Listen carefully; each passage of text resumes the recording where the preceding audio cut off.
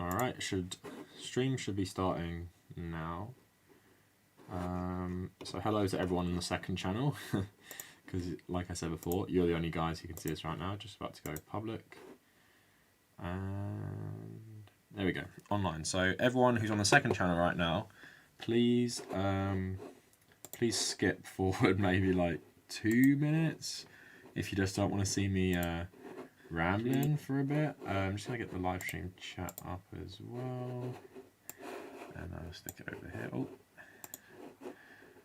and I'm just gonna and if you're on the second channel right now, I'm just gonna tweet this out. Get my OBS up as well. Yes, I'm just gonna tweet this out.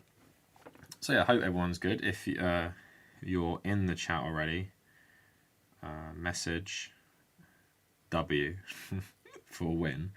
The stream the other day was pretty fun. It went pretty crazy. Had like 300 people the whole time. A lot of me giving me a lot.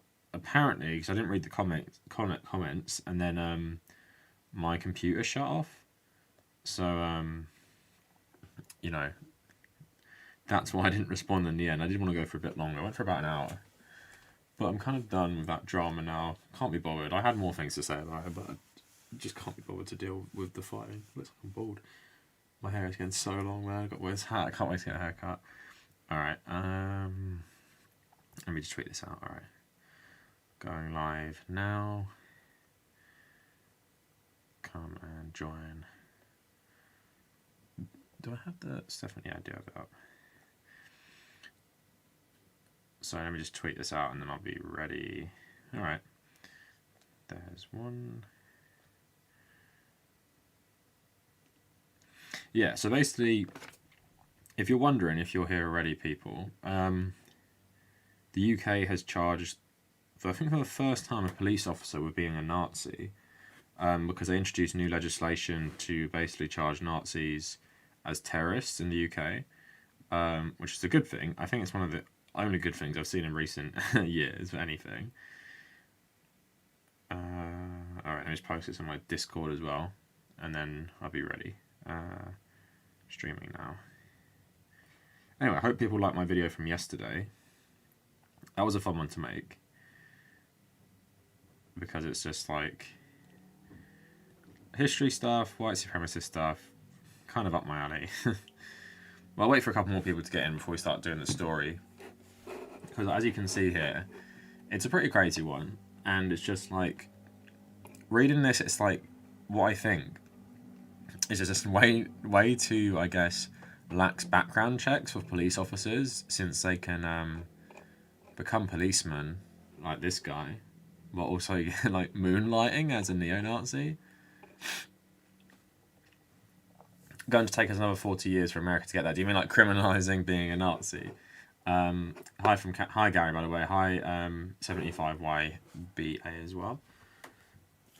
I hope you guys are having. It's Easter this weekend, isn't it? Also, here's a quick question: do Americans have like chocolate Easter eggs? Is that like a thing in America? I've always wondered that. I assumed they did, but isn't American chocolate like really shitty? So I don't know. Is it any good? Is it a flaw of the police system or a feature? Well, in America, it seems like to be a feature, like with loads of people having like SS tattoos and stuff. Hi, Heather, thanks for joining. Hi, Joseph. Yes, Easter is Sunday. Yeah, do Americans have chocolate Easter eggs? That's what I want people to tell me. Oh, I got a surprise for you.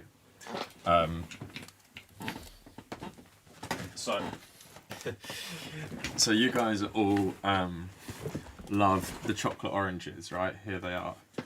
What if I show you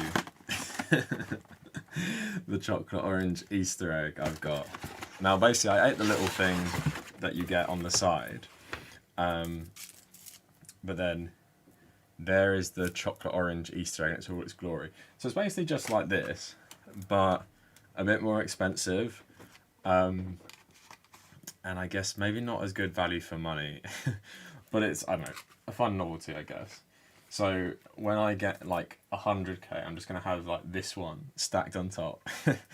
But I've got a couple. This is the chocolate orange one. I need to buy another chocolate orange one.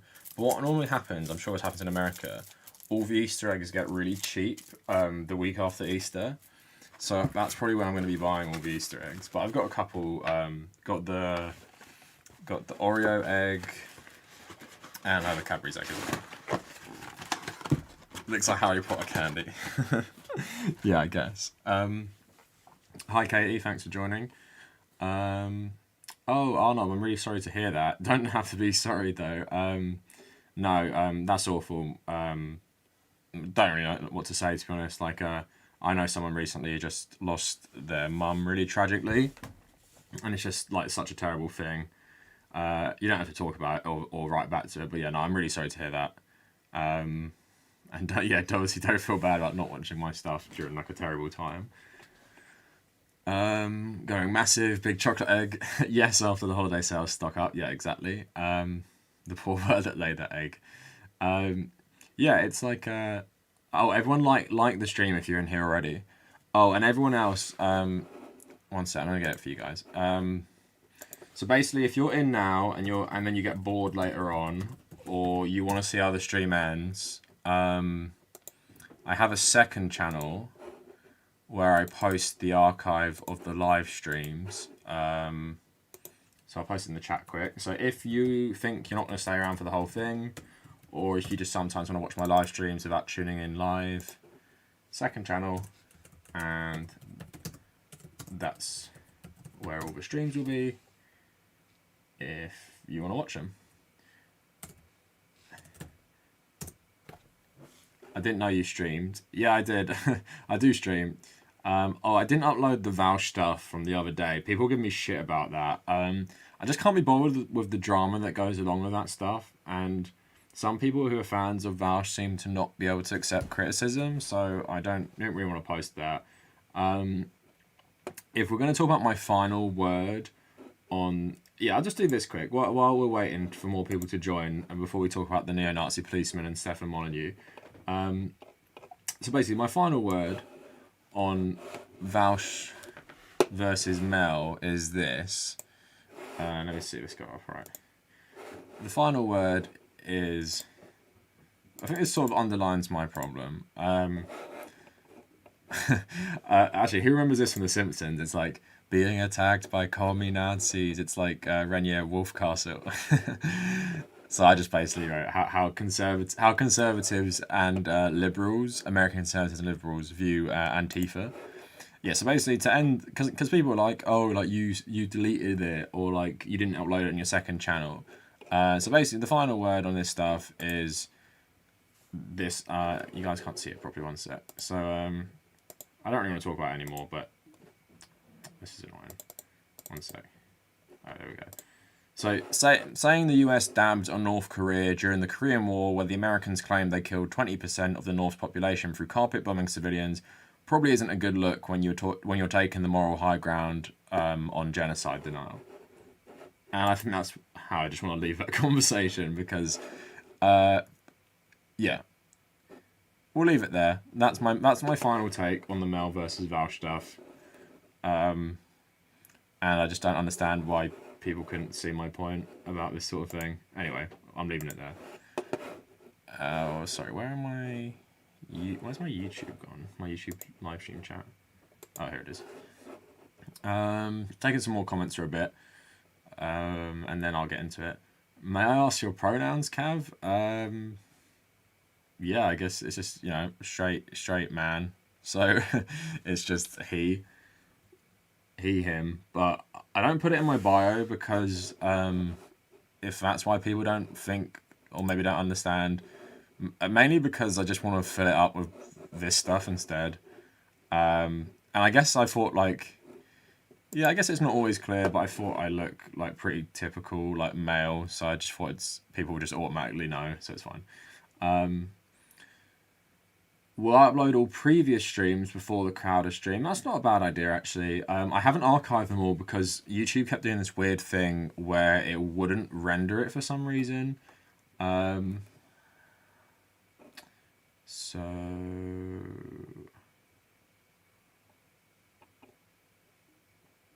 Pretty good take. Thank you. Yeah, basically, I was gonna title the stream this, but I'm just gonna talk about I'm not gonna I don't want to talk about all, but basically like like I'm saying, if you're gonna talk about the US dabbing on a country it literally committed genocide on, you're probably not the best person to debate a tanky about denying the Uyghur genocide. If you know, do you know what I mean? Like, if you're literally going to be there, like literally saying and celebrating the US carpet bombing a really poor country into oblivion, and also what I think is interesting, I want to make a whole video on this maybe.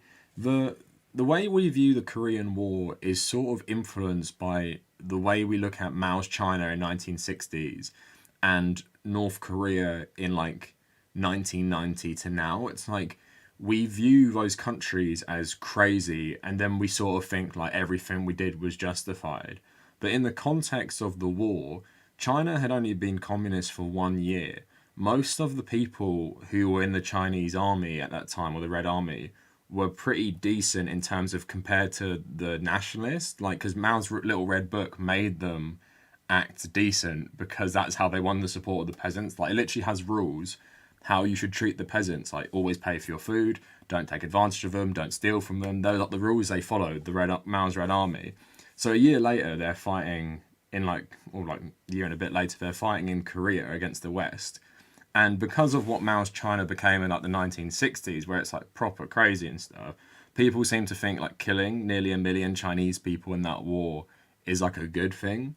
Or like the same with North Koreans under Kim Il Sung. Kim Il Sung's North Korea, especially early Kim Il Sung's North Korea, isn't the same as North Korea today. So people somehow like to use those things to influence their opinion of the Korean War, where they think, well, you know, it's not great we killed all those North Korean civilians, but at the end of the day, how much worse would Korea be today if it was ruled by the North? And also, what I think is interesting is that they think the results of the Korean War and what Korea turned into aren't directly related as well, because there is definitely an effect from the war with how isolated and crazy these rulers got. So it's just like interesting to me, basically, that. And also, is it just me, or do I find, or does anyone else find a lot of, not just Vouch, but like a lot of white Western streamers' knowledge of history outside of America like really lacking in terms of like it's so ignorant, it's just mind-boggling. Like even thinking, especially ironic in a conversation about genocide, that like saying that the US dabbed on Korea. So Korea literally suffered decades of Japanese occupation.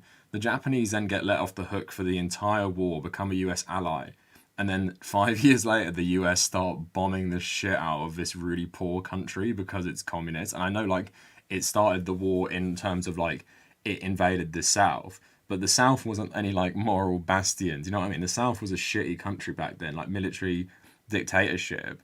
And you know, just to even think it's okay to say that the US dabbed on North Korea, like that's a good thing, or just like so nonchalant, and especially when you're trying to pwn a tanky about denying the Uyghur genocide. But you know, I think it's like 20% of North Korea's population was killed in the war, which is a similar percentage of Polish people killed by the Nazis. If you want a comparison for how like much they were annihilated by the US carpet bombing, more bombs were dropped in North Korea than on the Japanese throughout the whole of World War II, right? The same stuff with Vietnam. It's like I like I said in my last stream, it's like I'm not saying anything in terms of like denying the Uyghur genocide, but it's always mind-boggling to me that a lot of Western so-called leftists will, okay, rightly say there's like ethnic cleansing, you know, cultural genocide against like a certain population in China, which is funny because a lot of them don't even understand about the ethno-nationalism in China either. But then they'll turn around and act like Vietnam, Laos, Cambodia, and the Korean War didn't also have lots of genocide by Western forces. It's just kind of interesting to me that when it's an Eastern country, a communist country, it does these things. Whether it's Stalin or China, they're hot on that stuff, and you know I'm not denying that stuff, and I think it happened like with Stalin and Ukraine and China right now and everything. But then when it's America, and when you even read about Pinochet, I was talking about this the other day. Pinochet is literally the most evil shit I've ever read, and it's like the US help this guy do that. Like, when you read about Pinochet's regime or Franco and stuff, it's like, I can't believe the US ever pretend to have like the moral high ground on anything. It's literally one of the most evil countries that's ever existed. But when we're talking about, the whole debate about genocides, for some reason, poisoning an entire country with Agent Orange, bombing the hell out of these civilians, indiscriminately killing these civilians, starting, other genocidal campaigns in other parts of Southeast Asia and stuff. Apparently that's not genocide, to a lot of Western leftists. And these are the same people who also say, like, there's genocide on the US border with Mexico and stuff. So to them, weirdly, Uyghur and the migrant camps is genocide, right? And I'm not even arguing against that. But when there's literally really blatant mass killing for years and years, specifically targeting a population of communist people in Asia, poisoning their crops, destroying their agriculture, and deliberately targeting civilians, civilians, that's not genocide for some reason. I just think sometimes the problem, I was going to write this tweet, but I couldn't be bothered to deal with this shit, is like, breadtube adjacent leftism. I'm not talking about like communism. I'm talking more about like social democrats or democratic socialists. It's just like the Western chauvinism that we're indoctrinated in Western countries, and a lot of us will be familiar with this, is like they seem that they can't break away with it. And I was saying to someone earlier, I'm like, for a lot of Western leftists, I think what they think is, you have three countries. So let's say you have China, Russia, and the United States, right? And you're talking about like the war between these superpowers, or like the Cold War between these superpowers at the moment. And I think a lot of Western leftists will go, where would I rather live?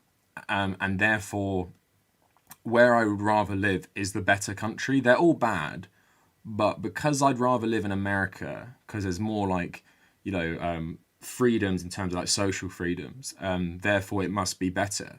But then if we're going to argue about that, like, okay, I wouldn't want to live in Russia, but it's hard to argue that Russia does more damage to the world, or has done more damage to the world, than the United States. I wouldn't want to live in China, but it's hard to say that China has done more damage to the world. And I think China has potential to do a lot of damage to the world, but if we're talking about like the relative terms, like right now, there's literally just no comparison. The only comparison in recent times of a country that has done as much damage as the US is the British Empire and the UK.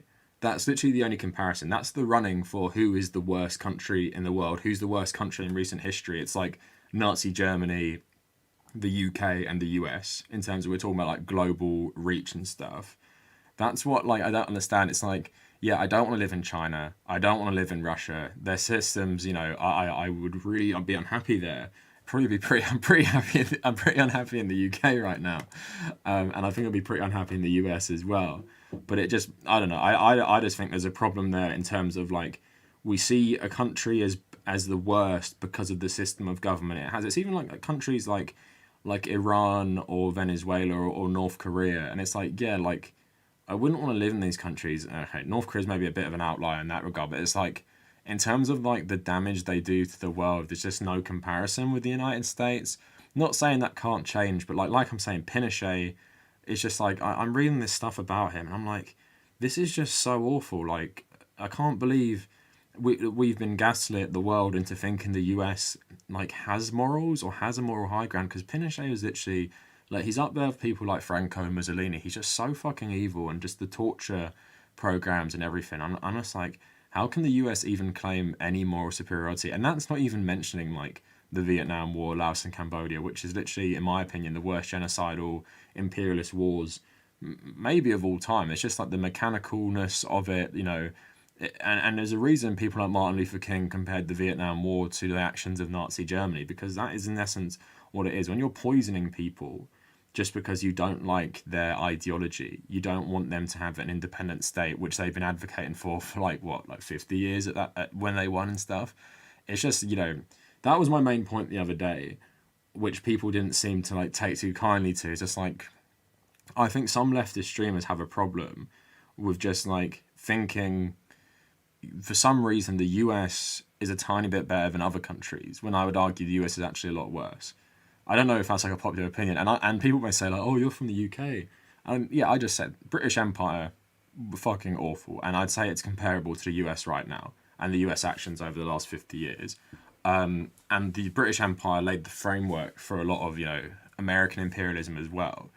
But it's just like even little things like letting the Japanese off for World War Two, letting loads of Nazi war criminals off and sticking them in the West German government or the West German military and stuff, shit like that.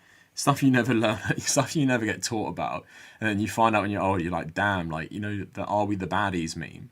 It fits very well when we're talking about the UK and the US and the Allies in World War Two, considering what they did after World War Two. So it's just like it's very frustrating, and that's why like with the Mel Vouch stuff, all I was really saying is I just don't like the way it looks in terms of like you're talking about dabbing on North Korea during the Korean War, while trying to have a debate and take the moral high ground. And also, do you not know, it probably looks quite bad that a bunch of white leftist streamers are all ganging up on like one person. And that's really the final word in it. I know people didn't want to hear it the other day. I didn't actually read the comments, to be fair. Someone told me afterwards people were getting mad about it, because I was gonna reply to the comments at the end of the stream, and I was gonna like do like see what people were saying, but then my internet cut out really annoyingly. It wasn't so bad though, because I pretty much finished. I just wanted to reply to some comments. But anyway, that is it for that stuff. It's a topic I'll happily go back to, but it's just very very frustrating. As someone, I don't know if it's a background thing. Like I don't know a lot of these white leftist streamers. And I'm not just talking about Vouch. I'm talking about a lot of them that I see liking each other's tweets on Twitter, because I follow most of them just to see like the conversation and stuff. I don't know if it's my background, but like if you are from a background which has suffered at the hands of like Western imperialism and stuff, I think it makes you a lot more sympathetic to other cultures and other countries that have also suffered anyway. Like for example, you guys know my background is Irish and stuff, and like all my grandparents were born in Ireland.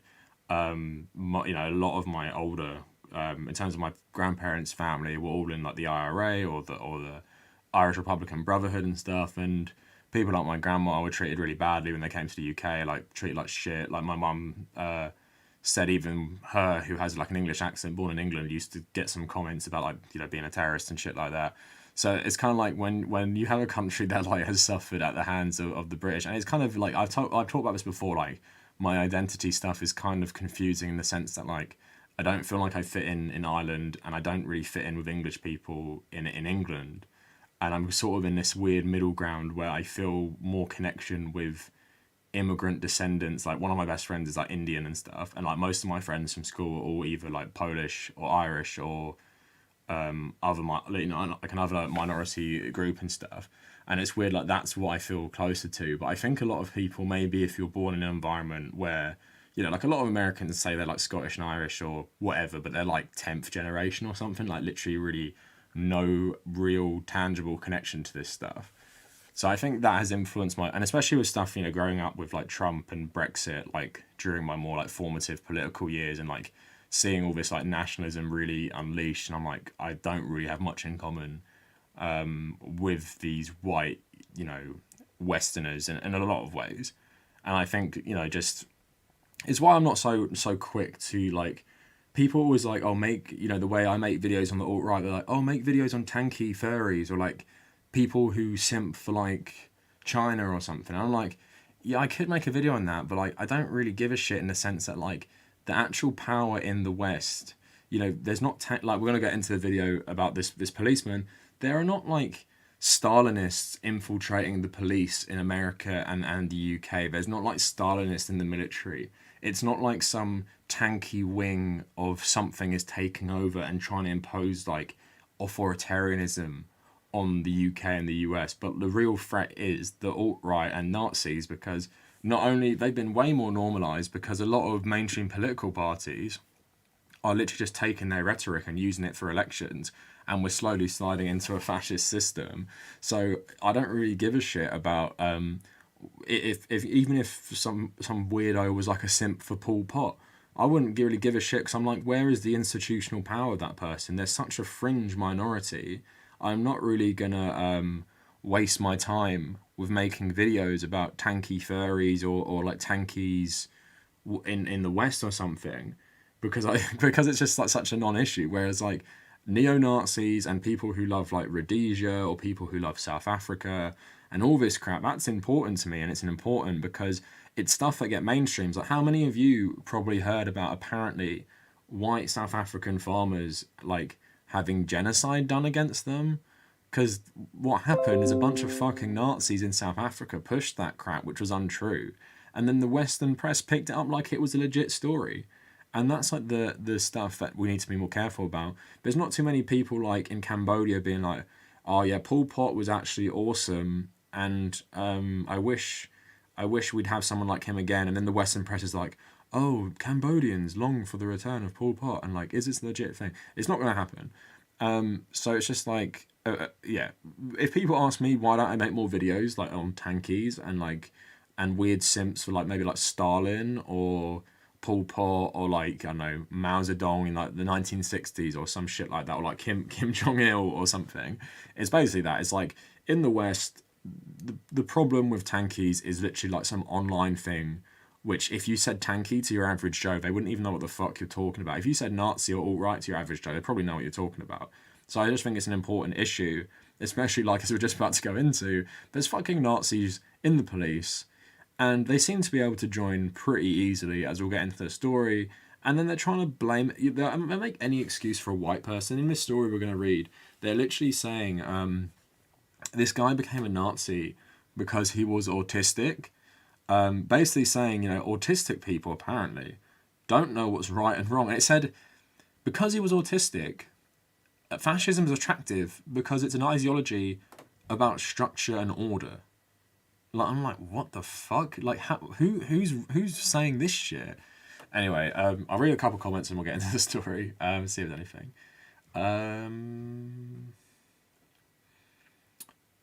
Would you go on Valsh's stream? Yeah, I guess it depends. It depends what the point is. Like, a lot of his streams, especially the one the other night, is just pretty uncomfortable to watch because it feels like it's not really a conversation about like a debate on the issue. It's more just like, oh, look at me win, or look at me own someone. You know, if you're saying like shit like dabbing on North Korea or like you're a trans Nazi or some shit like that, I don't really think it's a productive conversation.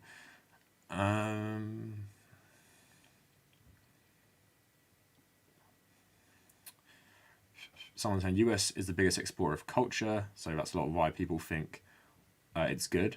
Yeah, I agree with that. Soft power and stuff. Someone saying the British Empire didn't use nukes. I think they would have if they had them. Just reading some more comments. I feel I fit better in California than Florida, but I'm scared of the fires. Yeah, the fires, like, California seems pretty wild with, like, that stuff. Like, when that was all happening and people couldn't breathe because the air was so toxic, I'm like, fuck, man. Living in California must be fun for the beach, but not when that shit's going on.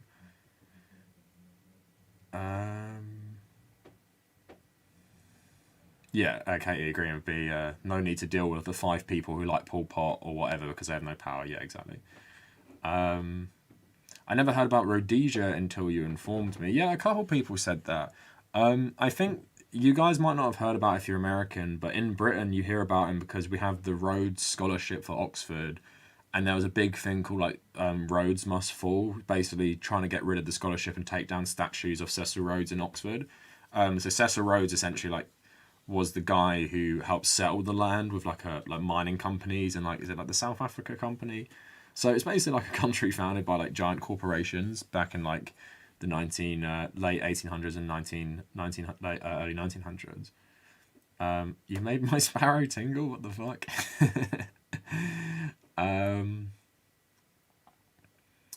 Yeah, Alex, I'll get into it because you said you're autistic and stuff. Read my little red book. The thing is, like, yeah, if Mao like passed away like from natural causes after the revolution, he probably would be like seen as a hero. Like, they probably sanitize him a lot more because like, of course, his tactics on guerrilla warfare like really influential with loads of insurgent groups, not even just communist, like Islamist groups as well. But yeah, I think someone like Mao. The thing is like, just when you read about 1960s in China and like the Cultural Revolution, it's just like so mad. Like, it's so like, well, it's obviously Mao. Mao is like, it's like a trying to get back into power with like the Cultural Revolution, but it's just so like so dystopian and like I don't know, like it seriously reminds me of like what we're told about North Korea. A lot of it. It's not as bad, but it's like pretty crazy.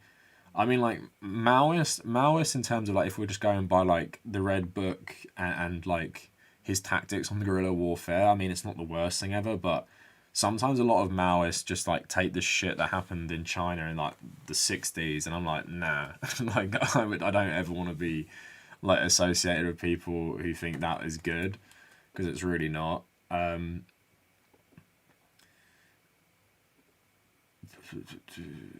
Sorry, just reading more. Sorry. About Rhodesia.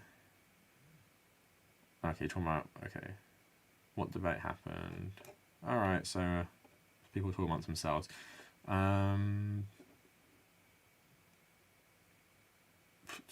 Okay. You guys are talking now, so like, okay, get into the thing. Yeah, so basically, the UK has had a very interesting week in that a report into institutional racism in the UK has found that there is no institutional racism, and it's a report done by the Tory right-wing government. And the report was also done by people who previously didn't believe institutional racism existed, right? So I guess always the best way to see if there's institutional racism is hire a bunch of people who don't think it exists and publish a report. They also tried to spin slavery as being good, saying like there's a new narrative about black people's experience in the Caribbean, not just about slavery and hardship, but about forming a British Caribbean identity. It's fucking so disgusting and patronising. Also, they have a list of academics they apparently consulted at the end, and loads of them just came out and said like, I literally never spoke to anyone about this. So it just seems like bullshit and like awful gaslighting by the government. Most MPs of colour are saying it's bullshit, but now. The police have also had an interesting time in the UK. Not only did a policeman murder a woman, and then policemen roughed up and beat protesters protesting the woman's death. They also beat up a bunch of people who were protesting a new bill which can see you get 10 years in prison for defacing a statue or annoying police. I actually know someone who was beaten up pretty bad by the cops, a woman as well. And then this happens, the neo-Nazi who joined the Metropolitan Police. So this is an interesting story for you guys. Now, it's notable because I think it's the first policeman who has been charged with terrorism for being a neo-Nazi. Now, I don't know if there's laws in the US that are like this, but there are certain neo-Nazi groups in the UK that have been declared as terrorist groups. And if you join them, you're going to get charged automatically. And the only reason I say I don't understand if it's the same in the US because I know there's a ton of fucking Nazi groups like, what's the Viking style one? I've done something about them. But there's loads of like Nazi militias. I don't know if it's illegal to join this sort of shit in the US. Anyway, we're gonna get into this article because it's mad how this guy even became a policeman. So, Metropolitan Police Officer Ben Hannum has been convicted of membership of the banned neo-Nazi group National Action. The deception was as easy as ticking a box. In 2017, on his application form to join the Metropolitan Police, Ben Hannum was asked if he had ever been in the far-right British National Party or any organisation whose aims may contradict the duty to promote race equality, because we all know if there's one job the police do well in the UK, it's promote race equality. He ticked no. Once accepted, he spent 2 years in the force working among communities in North London, even interviewing suspects on his own. And just some context about North London. North London has a pretty high non-white population, quite a lot sizable black population. So pretty great. This guy got to work among minority communities. Just 2 days before he applied to join the force, he'd appeared in a neo-Nazi propaganda video. The seat had become normal, so here is him in the propaganda video, even showing his face. At school, he had a girlfriend of Mauritian and Muslim heritage, as well as friends from various ethnic backgrounds. Several gave evidence at his trial saying he never showed any prejudice towards them. One grandparent is gay, another step-grandparent is Jewish. Yet Hannam spent his weekends with neo-Nazis and collected a library of fascist literature. His beliefs were noticed by some, and this is the interesting part, right? This guy, I think he's 22. I don't know if they got it anywhere. Let's check in. I think he's in his 20s. He's early 20s, right?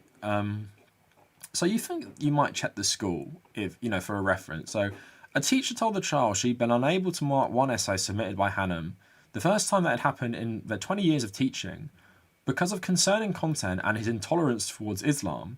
He was also spoken to after students at his diverse school reacted to anti-immigration views he espoused during a debate. The Met never took a reference from a school. Seems like a big oversight when you're hiring someone who's pretty young. Anyway, autism debate. So this is what I was saying. Some people basically explain this away as he became a Nazi because he was autistic. So after he was charged, 3 experts agreed Hannam was autistic, and this was relevant to his interest in fascism, an ideology historically associated with order and structure. I mean, if we're talking about like the family hierarchy, the male hierarchy and like family structure in fascism, I guess. But in this ideology, most of these guys advocate for violent race war, which will see loads of people die in a very chaotic struggle for power. There's also Satanist neo-Nazi groups who believe in just cruelly killing people for the sake of killing people to like inflict pain on the world. I mean, I guess if we're going to argue that like authoritarianism gives you order and structure, but again, I don't really buy this thing, because where is the order and structure in fringe neo-Nazi groups who aren't in power, right? And if these guys had their way, they're going to be fighting some sort of fucking war against the government. I don't get where the structure and order comes from. Anyway, so one said, and also ridiculous, they're blaming it on his autism. Because as we all know, when you're autistic, you're more prone to being fascist, I guess they're saying, which is total bullshit. So one said Hannam was well aware of what the National Action stood for, which is good. The other said his autism meant it took some time to realise the group was morally bad. So apparently, according to some, I don't know who these people are, when you're autistic, you're more prone to being a fascist because also you like the order of it and you don't know it's bad. Because as we all know, autistic people can't really tell if the Nazis were bad, because they might like the Nazi Germany because of its order and structure, and they might just be a bit confused if the Holocaust was wrong or not. Again, it's total bullshit. I don't know who the fuck is saying this in this article. I'd love for them to reveal like who it was. So prosecutors said his diagnosis did not excuse his conduct, which is good by the prosecutors, or explain why he sought friends in a neo-Nazi group. So thank God the prosecutors didn't buy this. Hannam had joined National Action in early 2016 while studying for his A-levels. He was active online, including on the image board 4chan, and was attracted to National Action after watching videos of the co-founders. After writing to the group, Hannam was invited to meet older members in London and was soon travelling north to attend annual conferences in Liverpool, where he posed for a photo next to a man doing a Nazi salute, which featured a film of the event. Using an alias, he joined a neo-Nazi web forum called Iron March, which spawned several extremist groups around the world. In one forum, thread started by Hannam entitled Muslim shoots white man in London, thoughts and advice. One user replied by discussing how you get a firearm. Basically, he says he doesn't know how to get one besides a shotgun, and then people telling him to stop asking this stuff because the police obviously infiltrate these groups. So yeah, probably asking to get a firearm. Not the best thing to do, but then here he is as well. So during his trial, Hannam claimed there are no pictures of me doing a Nazi salute, but there is one right there. But the BBC identified him in this little montage here. Also had him boxing with some of the other members as well. They also glorified the murder of the Labour MP Joe Cox. So during the Brexit referendum campaigns, a neo-Nazi murdered an MP here. Really, really downplayed, because you feel like that'd be a bigger story around the world. I feel like it wasn't much. Here's some more stuff about young people being jailed for neo-Nazi stuff. So about the arrest, and I like this. I think everyone should take a guess. Who do you think is responsible for this guy being outed as a neo-Nazi? Do you think it was the police, Or do you think maybe it was that scary organisation known as Antifa? So I'm going to get into it. So counter-terrorism police seized raw footage of these events in September when they arrested Mark Jones and the co-founder of National Action. But despite the small numbers at each gathering, Hannam was not identified. Different counter-terror teams around the UK had responsibility for different group members, but some people who may have appeared peripheral were not a focus. Investigations had already revealed several soldiers were members of a National Action chat group, someone stockpiling weapons. But then, thankfully, there are some good people in the world who are known as Antifa. So Hannam was only caught after anti-fascists leaked data from the Iron March forum. So thank God for these great people who spend their time infiltrating Nazi groups just so they can expose people when they find them out they're policemen. So detectives reviewed IP addresses for British forum users, tracing the account used by Hannam to his North London home. The police investigation found no evidence he had been involved with NA after July 2017. However, there are hints that he did not break all contact with his past. So this is the Met Commissioner, proper awful person, basically defended all the police's shit conduct in the most recent days. So even before his arrest, people involved in the group knew one of their former members had joined the police.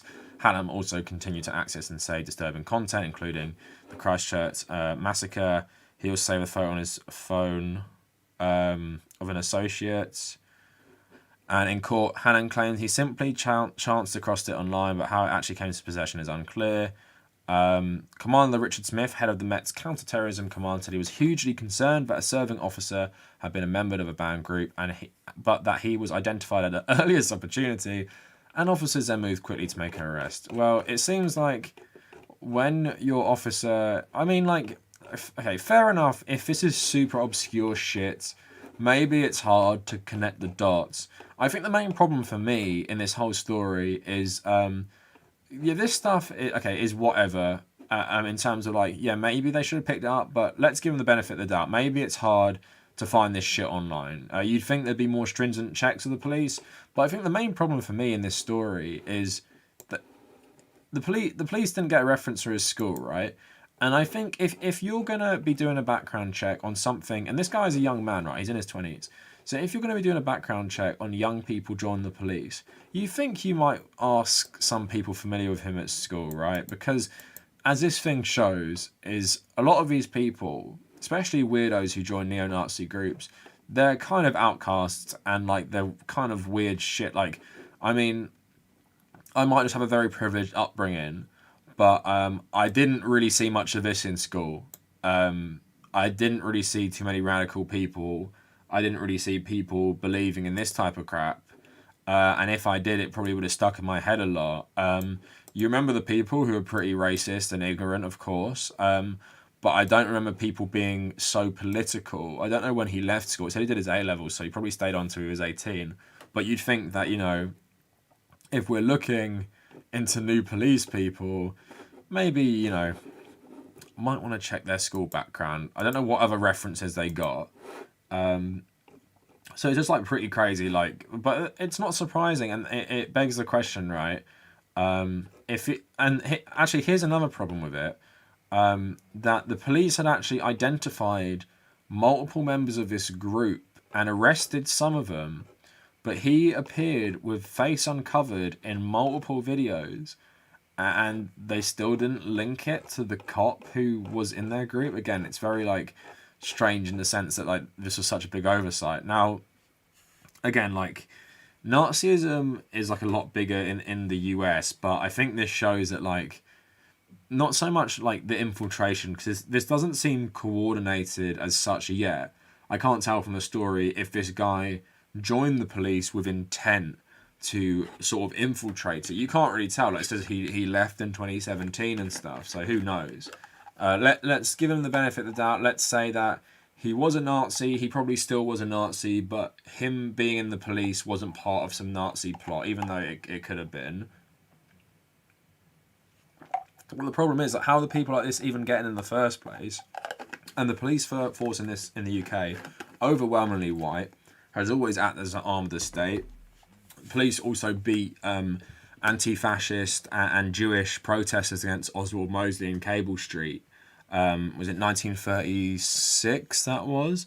So they've also done really shitty things, and of course, like, I was saying I was Irish earlier in the video. The shit they used to do against Irish communities, like terrorize Irish communities. Guildford Force, like that famous film In the Name of the Father, where they beat confessions out of false confessions, coerced confessions out of people who are innocent, of people who weren't even in the IRA.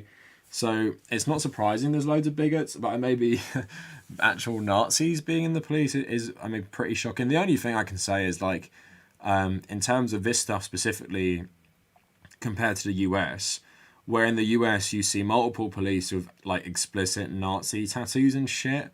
At least in the UK, in this instance, this guy was still jailed even though he supposedly left the group 4 years ago, which is good to see that, like, you can't just be like palling around with a banned neo-Nazi group and you don't just lose your job, you're going to prison even if you've been left for 4 or 5 years. Someone let me know in the comments. Is there any neo-Nazi militia group, like mainstream, that if you join, you're going to go to prison in the US? You guys might have said it earlier, but the comments are a bit too heavy in terms of, like, I'm not going to be able to find them. So just let me know. If you join, like, is it like the Oath? Is it Oath Keepers? Is that one of them? If you join that, do you go to prison? Or in the US, is it like First Amendment shit? So sorry, I'm going to go up and read some comments. So I'm listening to Skyrim soundtrack, just change it. Sorry.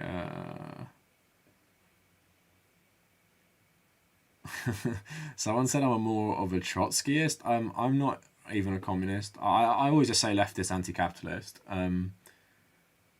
But I always say the reason I don't believe in an ideology is, especially communist ideologies, because you have to have a good view of humanity, which I lack. So I feel like it's kind of pointless to me to be like, let's build a great communist society when I really don't think too much of humans. So read some more comments. Oh, I think Katie's saying unless they do terrorist acts, you won't go to prison for joining a Nazi group. Yeah, Katie's saying autistic people and neurodivergent people are not inherently fascistic. Yep, it's totally ridiculous defense. Sorry, I'm reading the comments right now. Samuel's saying the only argument I could see for that is that if you're autistic, you may be more likely to get involved in online communities, but it's quite a stretch. Yeah, the thing is, like, of course, like, from doing all these videos on like bronies, furries, and like other like online community stuff, it's never really about like the problems like with them. It's more about like the main thing I notice is like social isolation, having problems in your life. And maybe, I don't know, some tenuous link, maybe like if you're heavily autistic and grew up in a very like not understanding area, maybe the community of fascists online where they might accept you as a recruit regardless might be, I don't know, might be something. But then that's lots of steps. It's not just like, oh, you're autistic, must love order and structure, you become a fascist, and then you don't actually know fascism is bad. So for some reason, whoever was arguing that, like I said, it wasn't clear.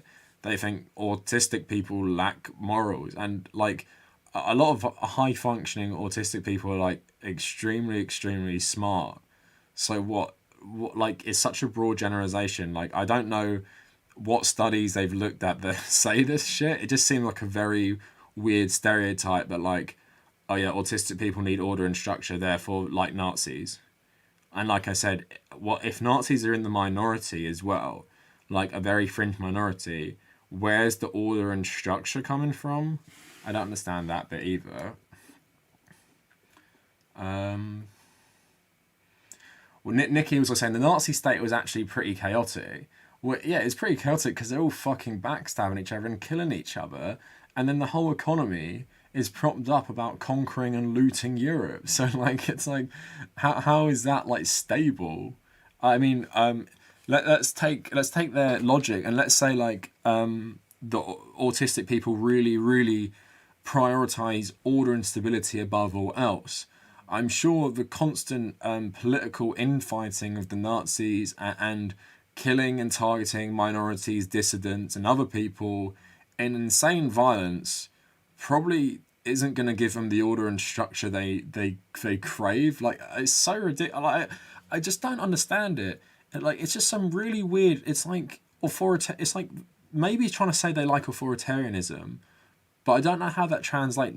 Being a Nazi and a fascist isn't, especially when you're not in power, isn't inherently authoritarian in the sense that like you don't have the ability to have this stable authoritarianism. It's literally just crazy chaos because you're going to need to take power and then you're going to purge everyone you fucking hate. So where is the stability in that? Just reading some more.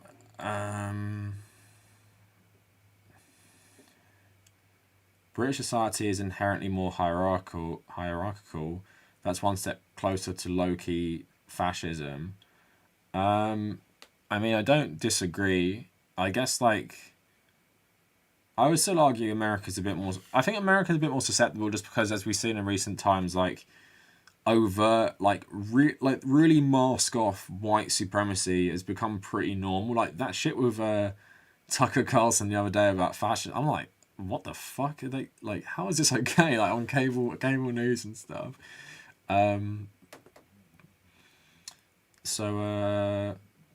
Sorry, I'm reading some more comments. What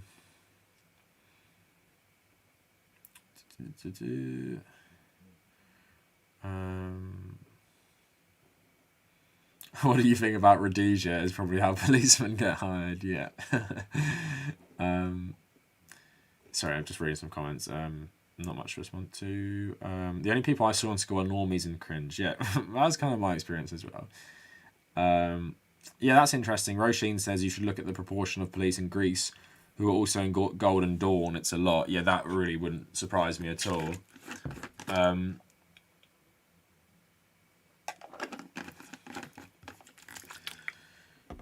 I do think a certain kind of person is going to be attracted to policing, and that kind of person is a fascist. I always say that to my girlfriend when we've been talking about police lately. I said, there's got to be something wrong.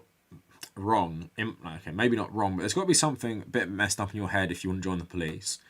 And a lot of the police, I think, the way they cover up for each other, be very suited to being fascist guards in prison camps, is all I'm going to say. Very suited at following orders. Like the thing is, what I always say is all cops are bad. This is how I try to explain to people. All cops are bad, all cops are bastards, right? It's because stuff that's been happening in the UK, right? So we have, recently, we had that vigil for that murdered girl who was murdered by police. The police then beat up a bunch of women protesting. Then we had riots in Bristol against this new policing bill.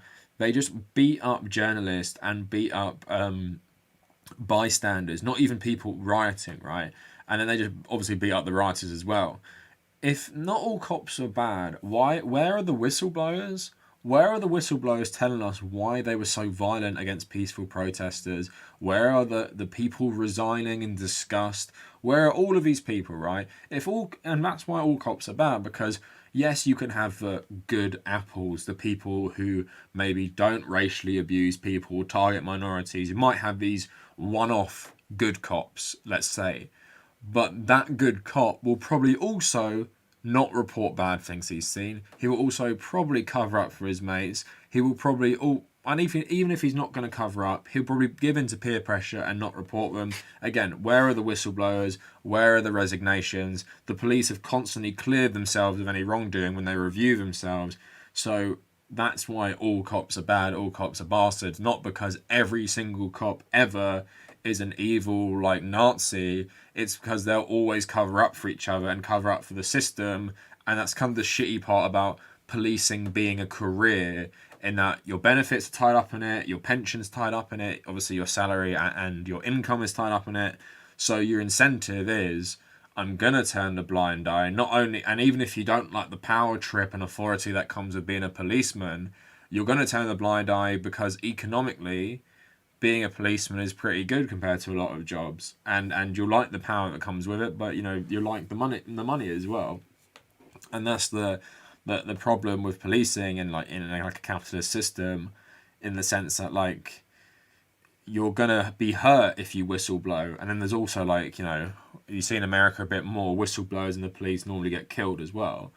So but like I said, if the police were full of very moral people, very principled people, and also we got to remember this thin red line. That's a good movie. The thin blue line ideology. These people genuinely believe that shit. They believe that like you may hate us, you may like, you know, never say thank you to us, but we're doing this to protect you. We're doing this to serve you. We're doing this to keep Britain or the United States, you know, a peaceful country. We're the only thing standing between you and the mob. Although most people I ever speak to, and myself included, have never had a positive experience with the police force, always found them to be very, very lazy, very unsympathetic to genuinely bad things that have happened to me. I've been assaulted a couple of times in my life, twice when I was a teenager in school, once when I was 21, got just like sucker punched by this drunk guy, and the police talked to him and just let him go, despite loads of people seeing it, despite this guy actually assaulting 2 more people, including a nightclub bouncer. They just let him go. Never followed up with me. Apparently took his details, but I'm sure that guy faked his details. And then there's lots of other stuff experienced with my mates. There's someone else who, this is like insane, the police never caught this guy. My sister's friend was, I think, held at knife point, made to give over his phone.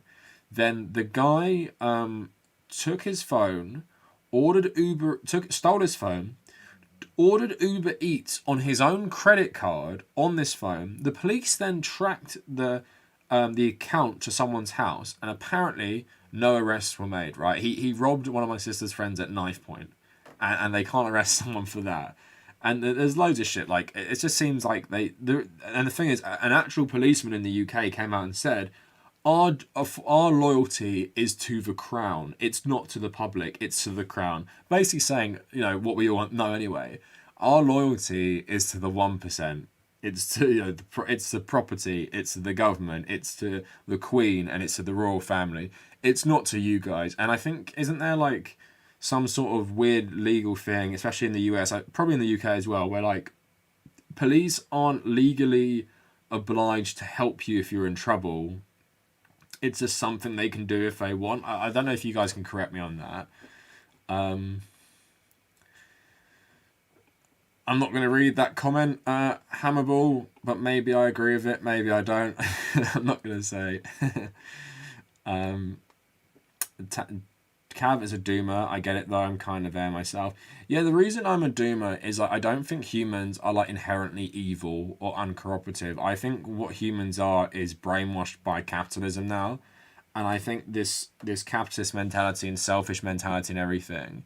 I think it's oh sorry, I just got a weird suggestion on my phone. I think it's because we're all being indoctrinated into a capitalist system where, like, I think America is the very, very ugly face where it's like someone like Donald Trump, you want to aspire to be like that. Like, scam the system, crush people, scam people with fake charities, do all that, because if you make it, you've won. And it's all about winning in like the American context. But in capitalism, it's general, like, crush everyone, step on anyone, backstab anyone to get to the top. And that's something to strive for in life, apparently. In a capitalist system, strive for becoming top of the pile, and I think it's obviously brainwashing, right? And I think at this point it feels like the claws are in too deep, in the sense I don't feel like there's a way back, because in the UK I'm seeing it right before my eyes. It feels like it's just going to shit. Like, since 2016, I know the UK has always been bad for many things, but it feels like it's just getting so much worse. Like this stupid race report, the police, banning anti-capitalist authors from being taught in school, even if their work isn't about capitalism or isn't about anti-capitalism, meaning you can't teach George Orwell in school according to these guidelines. Police sending schools stuff like, if you know, children show passion for the climate, maybe report them. If they wear a St. Pauli football shirt, report them to the police. This is a shit that's happened in the UK that's becoming a joke, and we have no effect. if you want to know about the UK, right, the leader of the Labour Party fucking worked for the Crown prosecution, worked with the surveillance state, worked with policemen, worked to cover up war crimes by British Secret Service abroad, including torturing people. This is the guy who's head of a party that was founded by a miner and trade unionist and was explicitly socialist, right? That's how fucked we are in the UK right now. And it just feels like I probably know no British people watching this, probably a bit too late, but it just feels personally this country is going totally to shit. And it's just, the thing is, like, you guys will know, most of you who are leftists as well, it's like that meme. It's like, you can only watch. You can only watch as the train runs over everyone tied to the tracks. And that's what it feels like. And it's just like, the brainwashing is so strong. And I just have no hope for this country. I have no hope for most of the world, especially when we're dominated by, like, America as well. And what I get annoyed about with China, especially, like, when you read about the Chinese system and how it works on paper is actually super interesting. Like, even Xi Jinping, like, having to have so much experience in all these different fields, to even really be considered leader, and just like how it's all about, like, in theory it's meant to be like a meritocracy for the people who run the country, where you're meant to be super qualified, and obviously China's they're very good at schooling and stuff. You're meant to be super qualified to enter these positions, and it's meant to be like the best people doing the jobs and stuff. And on paper it sounds very very good. And I was reading about it, and I was like super impressed by it in theory. But then obviously I don't need to tell most people how eventually societies like that, not all the time, but how they end up, like the stuff with Xi Jinping being essentially given his job for as long as he wants, and like other family corruption and other stuff. And I know China are big on giving corrupt people the death penalty, but I'm not going to pretend there isn't like a party politics and like maneuvering of different factions against each other.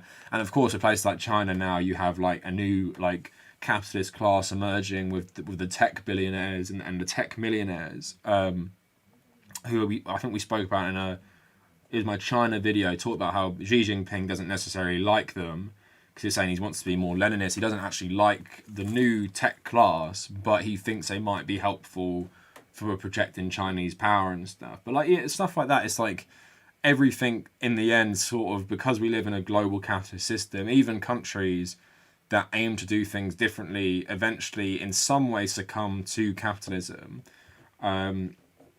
And yeah, people had a go at me, but I do reject the argument that people saying that China is just using capitalism to get to communism or something, just like Karl Marx said. Sorry, you have to go through capitalism to get to communism. I kind of reject that argument in terms of China. Like, I'm not saying it's like the most capitalist country ever, but I don't think it's using capitalism to get to communism. I think it's using capitalism to strengthen itself as a global superpower.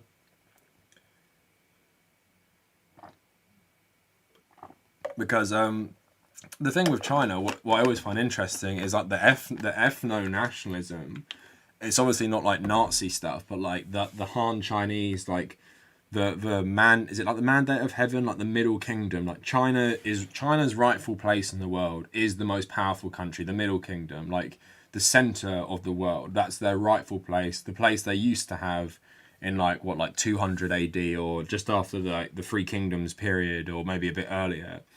And it's just like, that's something like no one really talks about much. And it's funny because I think all the people who hate tankies, if they actually knew stuff about China, I think they could spin it, if they wanted, into some sort of like Nazi ideology or something. I'm sure they could. But the thing is, most of them don't even know this is a thing, because they don't actually know fuck all about China. Because I'm sure if they knew that like there's like an ethnic group in China, like Han Chinese, and lots of them do believe in like this right to like be the center of the world, and it's China's like destiny, and taking back Taiwan and Tibet and like the Senkaku Islands and stuff, that is just the step China needs to take. And the funny thing is, with like Deng Xiaoping in the 80s, he really whipped this up, this nationalism, because they used to kind of ignore like the Western atrocities in China, dividing China up among themselves, and like even the war of Japan. They used to kind of ignore that stuff because they thought it made China look really weak. But then Deng Xiaoping was kind of like, oh fuck it, like nah, China, like mandate of heaven, Middle Kingdom, look at all these fucking countries have done to us. We deserve to like come back and like, what the Japanese have done, what the Americans have done, what the colonialists have done now, and it's like a source of pride now for a lot of people in China. It's like, look what we've overcome since the 1840s and the Opium Wars, since all that disaster, and now look at us now, and we're gonna take back our place basically in the world as this Middle Kingdom. And again, like I said, I think people like Vosh and some others, I think if they even research China a bit, I think they could maybe brainwash a lot of their big fans into thinking China is like a Nazi country or some shit like that. Like it's like an ethno state, or it's trying to be an ethno state. I could totally see that, but the funny thing is, they don't know shit about China, so they're probably never actually going to find out this stuff, because you actually have to know Chinese history in terms of like the last 100 years or 200 years, and also Chinese history in terms of like the last 3,000 years. But I love Chinese history. I'd really recommend this podcast called The History of China. The guy, I follow him on Twitter, he seems pretty left-wing as well, which is good. And also, if you want a nice entry point into Chinese history, the Dynasty Warriors games.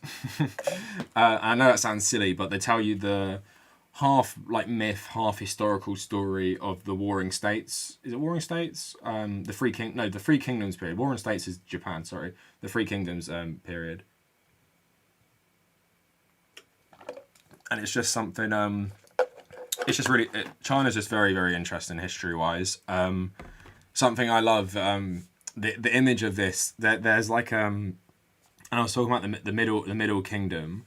There's an image. The Emperor of China calls all the world powers to come to his like inauguration ceremony, right? And in the podcast, he tells this story. He's like, they're up on a mountain, and it's the new emperor, and you have, I think you have the leader of the Sunni Arabs, the leader of the Shia Arabs, someone from Byzantium, and then someone from like, maybe like even Europe or maybe like I forgot what it was. And it's just really interesting, the image of all these people up on this mountain with the Chinese emperor, all like basically paying homage to him in like, I think it's like 600 AD or something. Like it's just like really interesting history. Like I definitely recommend, like I'd say the best thing about games like Assassin's Creed or just games in general, they've made me really like different time periods. I was talking to my friend about Assassin's Creed Valhalla, which I've nearly completed. And even as someone from England, I never really cared for like Viking and like Anglo-Saxon history, but now I really like it after playing this game. The same with Greek history and Assassin's Creed Odyssey, or Egyptian Roman history with Assassin's Creed Origins and stuff. And I think video games are so underrated as like a gateway into history.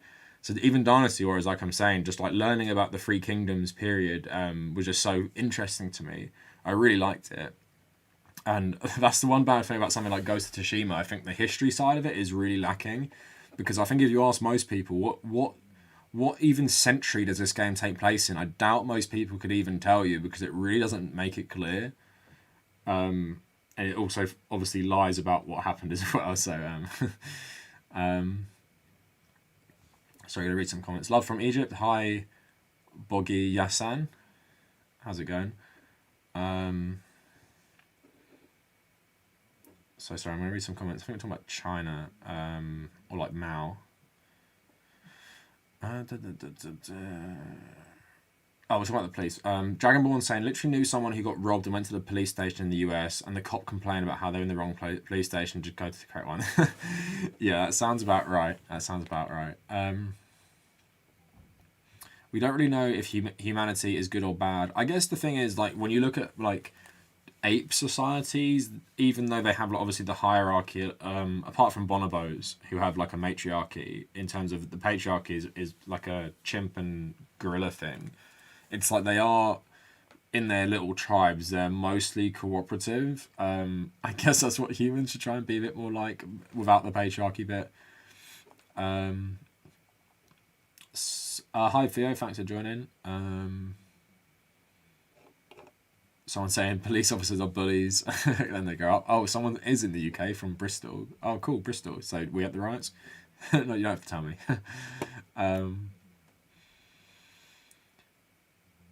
So Red Leader saying China has the system right there. It has the party control. They have handed way too many concessions.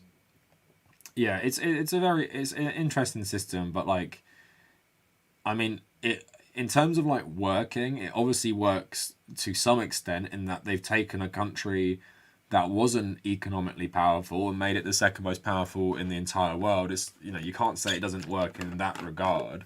It's just like it's run by a communist party, and it's like you're saying concessions. I don't know if you're talking about like the billionaire class and stuff like that and the more capitalist elements, but like it's not doing everything it can to create a socialist society.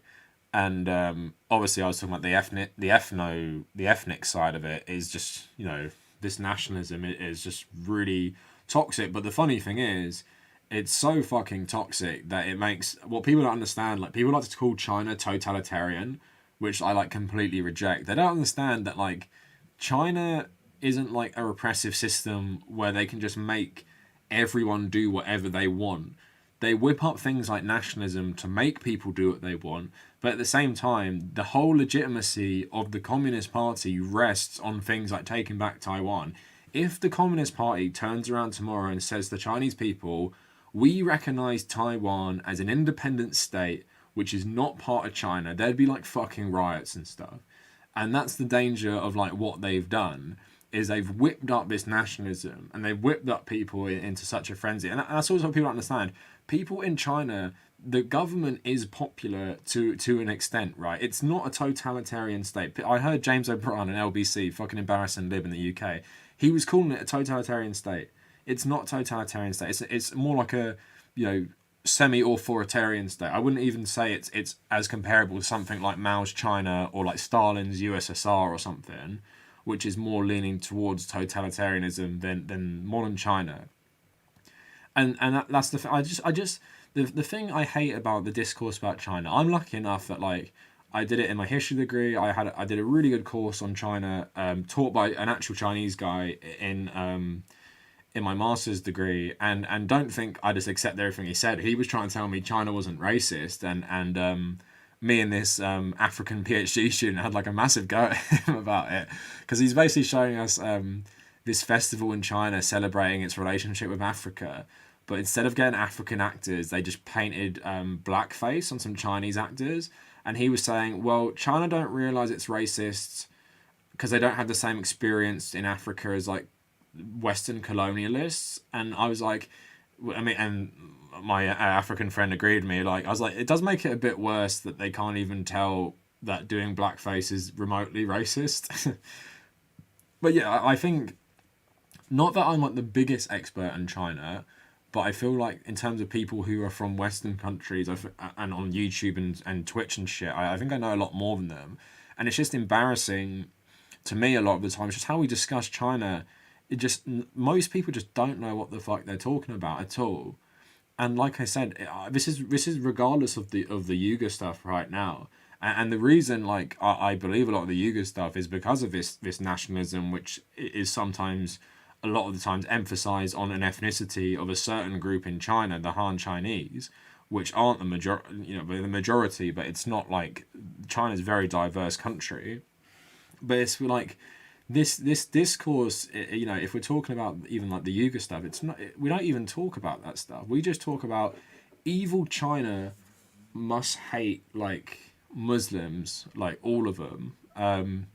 Evil China just does evil things because it's evil, and it's like, to make people understand stuff, you've got to help them, educate them on why things happen in these countries. Like, why does China want Taiwan? It's not because China just fucking hates democracy, so they want Taiwan back. It says Taiwan was part of China, historically has been a part of China, was taken from them by the Japanese, and then the nationalist government that fled China set up its own state on that island. And it's like, I don't, and personally, I don't, obviously don't support the Chinese government taken over Taiwan because those people have decided, democratically, they don't want to live in as part of the communist system in China. They've kicked out the nationalists from power as well for the first time. And so I support them and stuff, but it's like the context is missing from everything in that China acts in a certain way because of how they've been treated. They don't act in a certain way because they're evil. And like I said, the legitimacy of the communists in China does rest on issues that appeal to the nationalism they've whipped up, including places like Tibet and Taiwan. I'm not saying the way they go about it is good or anything, but it would be nice if we actually had some nuance and understanding that, yes, Western imperialism, which we are learning less and less about, does have direct consequences on the way the world works today, whether that's Israel, Palestine, or Pakistan, India, or Taiwan, China, or Korea, Japan, and shit like that. It's like we don't learn any of this stuff, and it's really frustrating. And I guess, and that, like I said, that's like the thing with people like Vosh and stuff. It's just so it just pisses me off that his rabid fan base don't hold him to account. And you can be a Vosh fan and not be a rabid fan, but it seems like he has this element where it's like, oh yeah, talk about dabbing on North Korea. Haha, that's so great because North Korea is evil because of Kim Jong-un and Kim Jong-il. So anyway, fucking annoying. So sorry, I'm gonna read some comments. Yeah, I like Nikki, man. That is a good point about Korea and Vietnam. What I really respect about Vietnam, if you read about their wars with China, they literally beat China with guerrilla warfare several different times across the space of thousands of years, and it's just so fucking, because it used to be called Da Viet before the French colonized it. But it's so interesting, multiple times it does guerrilla warfare against China and wins, or gets a lot of concessions from their invasion, and then they do it again in modern times and beat the French, I guess they beat the Japanese to some extent, and then they beat the Americans. It's really interesting how one culture of people have always used this one form of warfare to really effectively. I don't know if there's another group of people who've done that. I'm sure there's some examples, maybe Afghan tribes and stuff. But yeah, they're very interesting. Vietnamese history is really interesting as well. The UK has become more racist. Major John, I'd say the UK has become more outwardly racist. I wouldn't maybe say.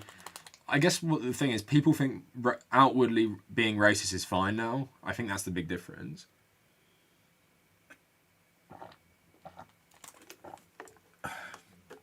Damn, I inhaled so much smoke from a fire on Tuesday, and it just can't get my throat, man. Read some more comments. Sorry.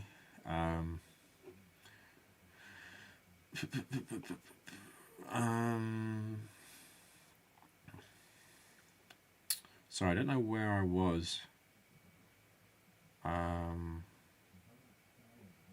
Sorry, I keep losing everything. China supports the Philippine government against Maoist insurgents. That's interesting.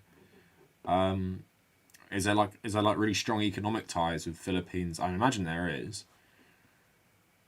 Sorry, I'm just looking up.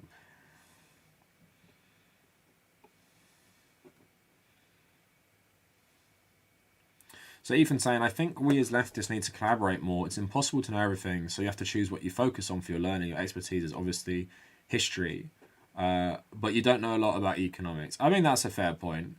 I wouldn't say I'm really ignorant of economics, but if we're going to talk about who's that guy who has an economics channel, I think he's left-leaning.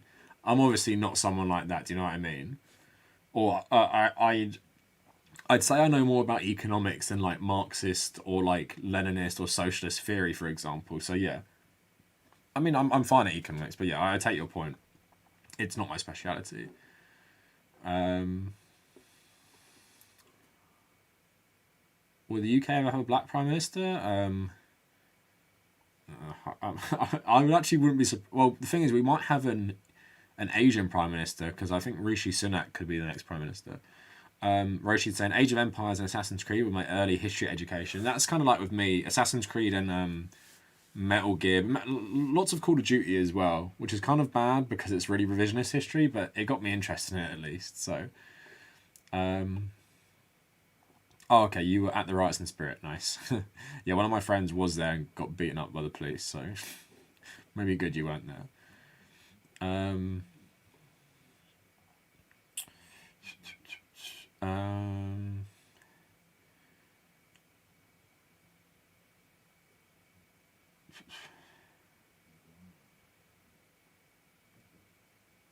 So sorry, oh, this guy. Okay, I'm gonna ban this guy. This is a guy who is like a roadie boo, Fubar Jenkins. What do I think about Egypt? Yeah, Egypt's fucked up, to be honest. Because it's funny, because like, as someone who's interested in left-wing politics, the Muslim Brotherhood is like super interesting to me, in that like, the Muslim Brotherhood have like traditionally embedded themselves in like trade unions and like more like socialist leaning organizations to like spread their message. And it's funny that like, thanks to the, you know, liberals, the middle class, more liberal people who helped the revolution to start with, because they were so wishy-washy about what they want, that allowed the Muslim Brotherhood to come in and be like, well, you know, we're for the poor, we're for the people, we help lots of poor people throughout Egypt, we do a lot of good community work, vote for us, get their guy into office, and then there's a fucking military coup because the fucking Egypt have always hated the Muslim Brotherhood, and now you're basically, you know, Sisi isn't Mubarak, but I mean he's a more tame version of Mubarak, but at the same time it's not the best thing ever, really. I guess the silver lining is that the army didn't side with Mubarak during the revolution, but at the same time, you know, Egypt's been a military, not like a real strict military dictatorship, but you know, it's one of those countries where military is king. And my friend, one of my really good friends from uni is Egyptian, Bogie, and she was just depressed that they voted to give Sisi way more power. I think it was like 2 years ago. There was like a referendum on it. So yeah, I mean, she says it's fine at the moment, but in terms of like the government system, I mean, not great. And of course, a lot of Egyptians are unhappy because of Sisi being so in bed with the Saudis and the Israelis as well. Yeah, Major John, legalise all drugs. Or decriminalise drugs. I wouldn't legalise them all.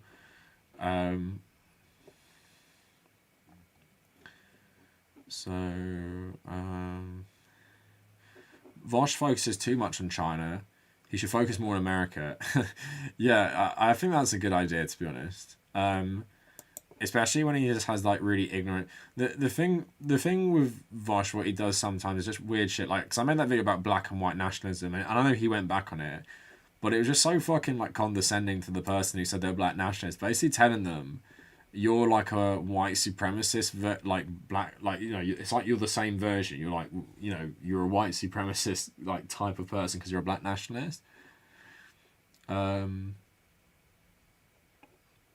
Sorry, I'm catching up some more comments. COD is American propaganda in almost every game. Yep. So Philippines are not supported by China, but the president is hard right wing. China set up a base in their territory. Oh, that's interesting.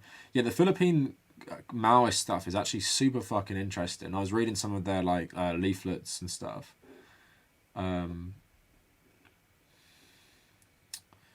Why shouldn't he cover China? I mean, he can cover China and stuff, but I mean, he can do whatever he wants. I'm not gonna tell him, but it's just frustrating that Western leftists, and this is annoying because people are like, well, you're white Western leftist too, and I'm like, yeah, I know, but I'm trying to be. Well, I think I've broken my Western chauvinist brainwashing a lot better than some other people that somehow think they're like, oh yeah, US is a shitty country, but it's not like China or Russia.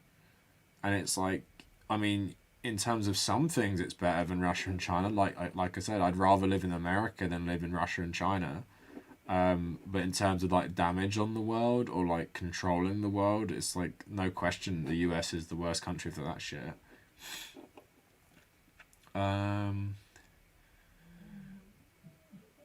Yeah, Kate, I was speaking about that. So, Cav, did you see the story about how the UK did a commission on racial disparities and you guys don't have any racism yet?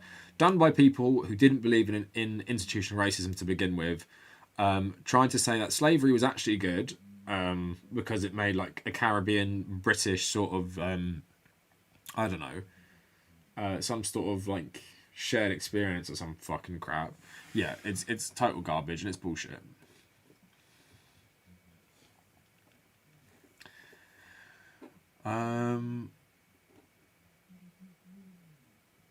Yeah, Red Leader. My friend says like people in Egypt like hate what the army do in terms of Israel. Like they're still like the thing is, of course, there's a peace and stuff, but she says most people are still really anti-Israeli.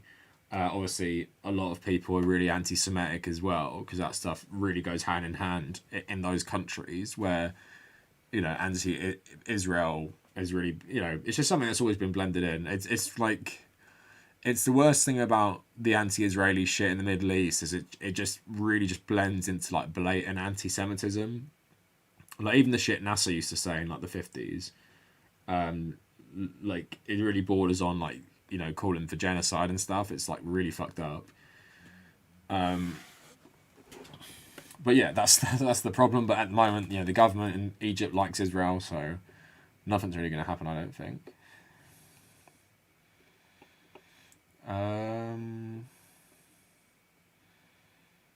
Sorry, I'm reading more.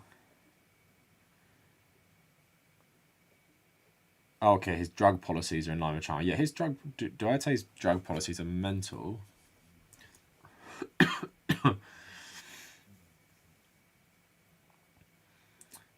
So NH saying, I love living with edgelord Tory students in my flat in Nottingham. Like, they obviously don't know anything outside of HJW cringe compilations.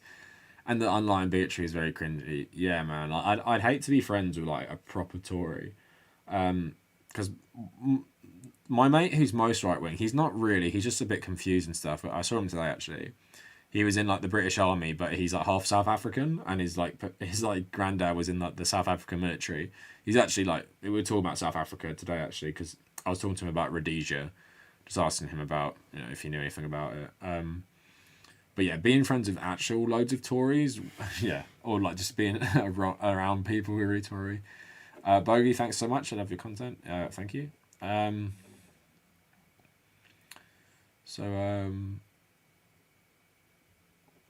Anyway, okay. Let's move on. I wanna wrap up soon. But basically, I found this funny. Because I put this in the title. Stefan Molyneux.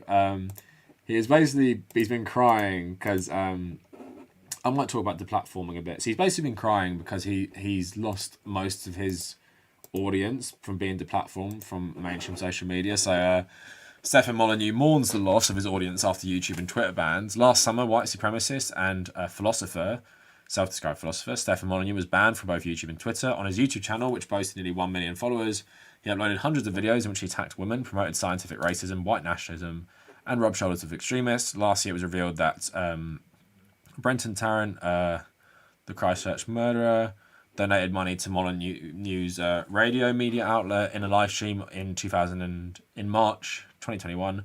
Molyneux claimed that he'd lost most of his audience, that donations had largely dried up, and that as a result, he has largely abandoned producing videos about politics.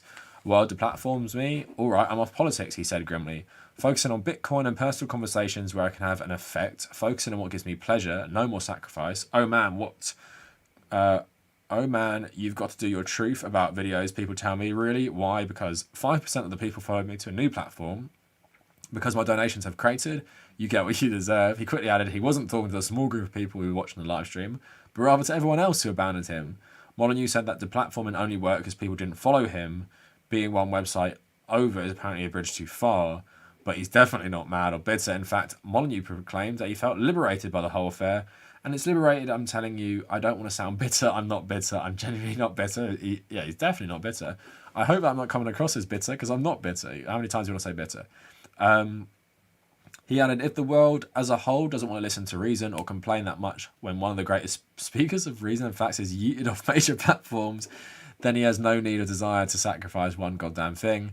He went on to claim that his BitChute subscriber count is only 8% of the total number of his YouTube subscribers, and that he already had a bunch of BitChute subscribers. Based on those numbers, Molyneux calculated that only 3% of his YouTube audience followed him to BitChute. So why the hell was I sticking my neck out, risking massive blowback, risking violence, death threats, terroristic threats to attack venues? Why the fuck would I be sticking my neck out to people who can't be bothered to type in a new website? Person says, yes, deplatforming works. Like, the thing is, I have a sort of like complicated relationship to this stuff in the sense that, like, this is a good example of how deplatforming works, right? So this guy is pretty extreme, pushes all this garbage, take him off YouTube and Twitter, and he becomes irrelevant, right? That's a good thing.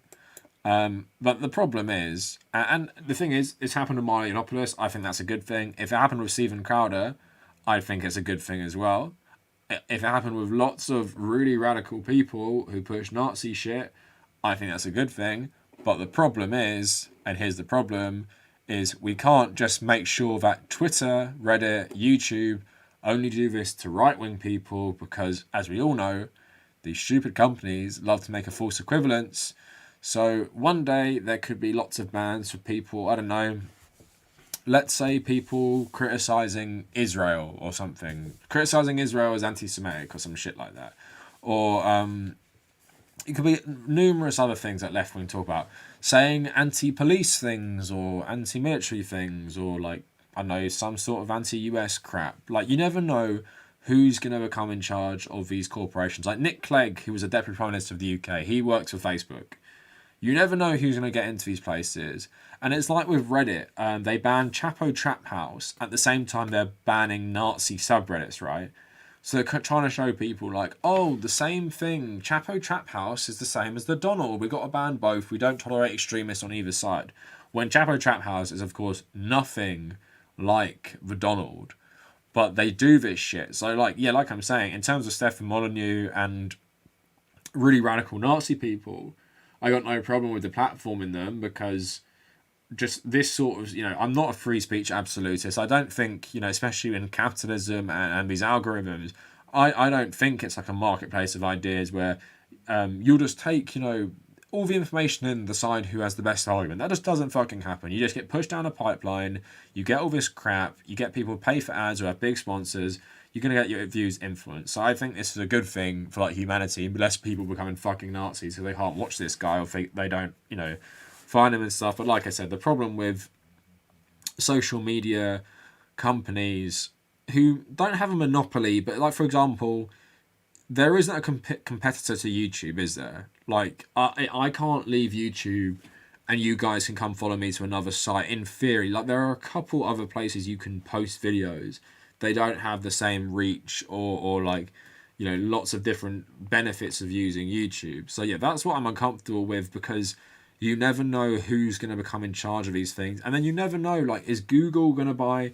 What if Google buys Twitter? What if Google buys Facebook and Facebook affiliates Instagram and WhatsApp, right? What if one company, what if they merge? What if Facebook merges with Google, right?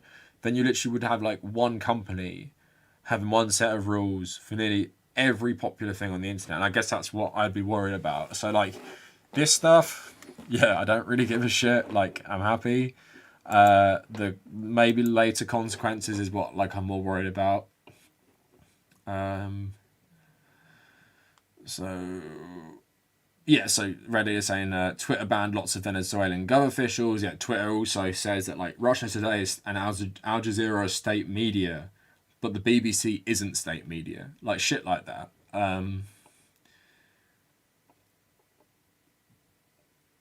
Yeah, they already do lots of left-wing bans, yeah.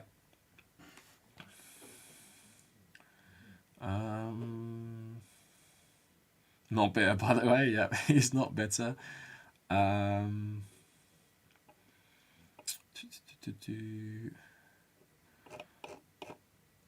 Alright, so I'm just reading some comments. Wait.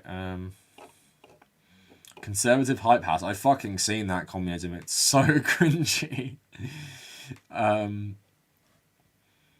Keep your own copies of every single video you put on YouTube. Yeah, I do need to do that. Apparently that, like, Odyssey place, it just uploads for you, but it's just full of Nazis. Even the person who tried to recruit me seemed like a bit of a fascist. Wow, this stream is making me smart. Yay. If you're not joking. Alright, so alright, we've been going for a while now, so I guess I'll leave it there. So thank you everyone for tuning in. Like I said, if you came late, come join the second channel. I'm going to get this for you actually. Actually, stay. If you want to get the second channel link, I'm going to give it to you now. Tomorrow there'll be a new video. I don't know what the fuck it's going to be on. I always plan these really late. Go check out my Roadie Boo video if you want something that you haven't seen lately. Second channel, you can go watch some of the live streams I've already put if you haven't. Yeah, see you later, Red Leader. Thanks for joining as usual. Thanks for joining, Katie. Yeah, if you want to watch the whole stream, I'll upload it in the next half an hour maybe. So go subscribe to this channel. Yeah, xdo64. I just linked my stream channel. So if you want to watch this all later, give me half an hour, I'll upload it. But yeah, thanks everyone. Good stream as usual. Hopefully another stream on Tuesday. Video tomorrow. And hope everyone has a good weekend. Have a good Easter actually as well. Enjoy lots of Easter eggs and try and get the chocolate orange egg, like I have. Wait, one more. We'll end the stream with this. Look. So that's the lovely chocolate orange egg for everyone, which everyone needs to get.